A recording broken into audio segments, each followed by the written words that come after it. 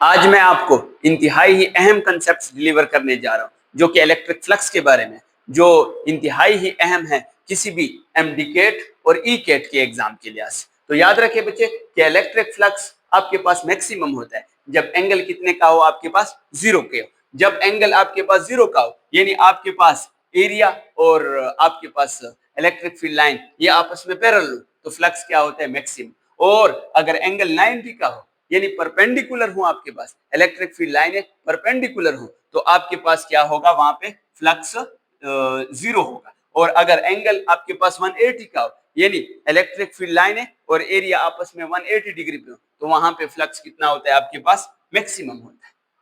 अब सवाल ये आता है कि सर यहाँ पे भी मैक्सिमम है, यहाँ पे भी मैक्सिमम है।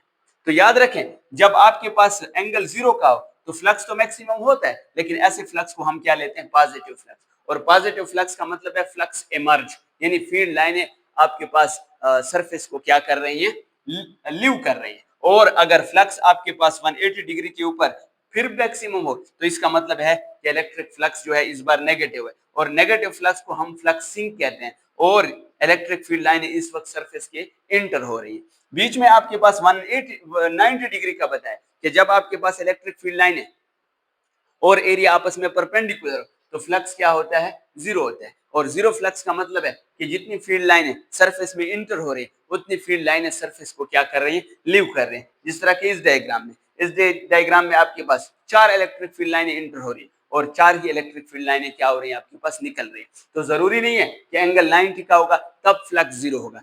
फ्लक्स तब भी जीरो होता है जितनी फील्ड लाइनें इंटर हो रही है उतनी फील्ड लाइनें इससे क्या हो रही है, आपके पास निकल रही है। तो इस केस में भी हमारे पास टोटल फ्लक्स क्या होता है, जीरो होता है।